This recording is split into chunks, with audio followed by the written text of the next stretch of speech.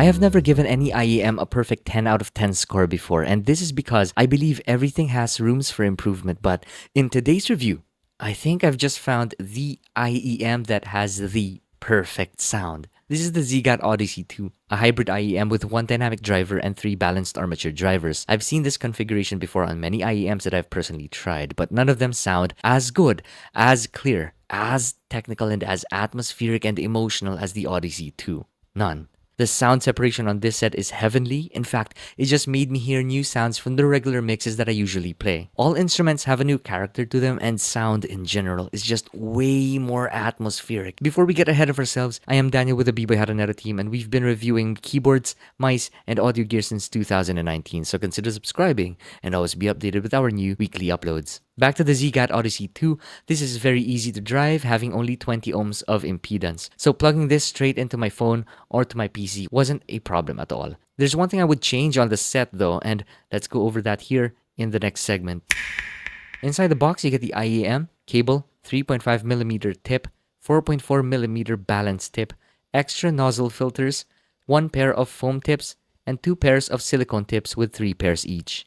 And a carrying case that is one that I personally have never seen on any other IEM boxes before. The crush resistance on this is very good, so you could place this in a travel bag and the IEM will be safe. The IEM also fits the inside of the case very well. The cable is meh.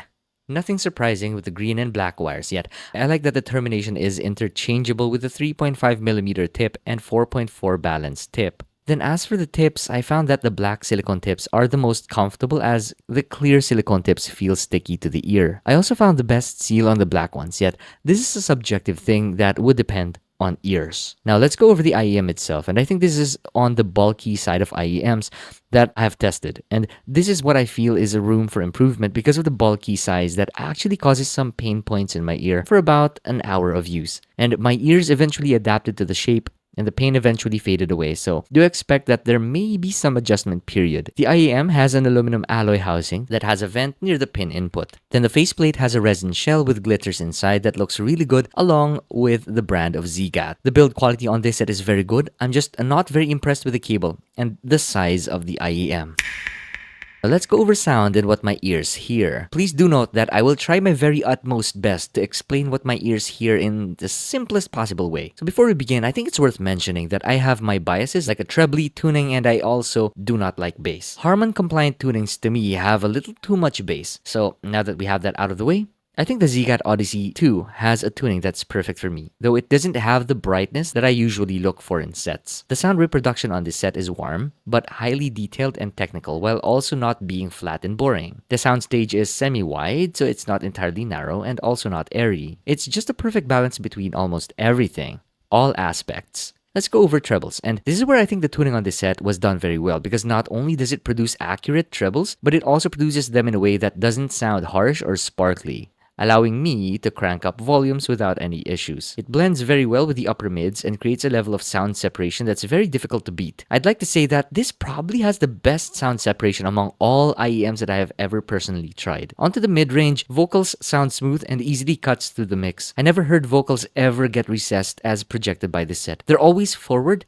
yet also not overpowering that it affects all other frequencies. Mids are very detailed and it creates a very highly atmospheric feel to any mix that I play. Imagine a band playing around you in a circle, then you hear sirens from afar, then there's a choir playing in another room.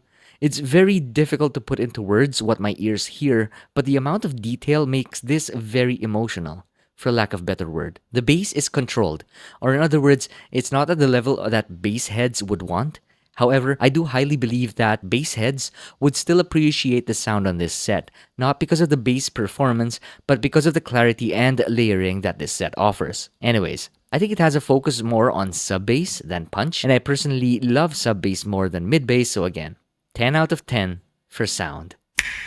So I used this for gaming playing Tom Clancy's The Division 2, and as I expected, positional audio was rendered very well. In fact, it gave this very highly reliable sound where spatial audio is just on point. So if you're a gamer and you also like listening to a lot of music, then this is an easy pick. But that's if you have the budget. If you do any kind of professional work around mixing and mastering audio, then I would also highly recommend this for you due to its highly technical performance. Though it's not a flat-tuned IEM, or it doesn't sound clinical, so keep that in mind. The reason why I think this will do a good job with mixing and mastering is because of its performance in terms of sound separation and layering. Then if you're a musician and you record instruments, and I think this is also a good set for you, again, due to the controlled bass that's not fatiguing, and also the smooth trebles that will allow you to listen to this at high volumes for a long period of time. I wouldn't entirely recommend this for vocalists because, based on my experience, a flat-tuned clinical set is based for vocal monitoring. Something like an open-backed style headset, be it over-ear or IEM. Now, let's do a quick recap. This is a very good all-rounder, be it for gaming, media, or professional work. I would advise that bass heads take an extra second of thinking before getting this set. But for everybody else, this is a very highly reliable set that will shine in many roles and many jobs you give it. The link will be in the description below on where to get your Ziigaat Odyssey too. Leave your questions down below in the comment section and we'll get to you as soon as we can. Bye-bye.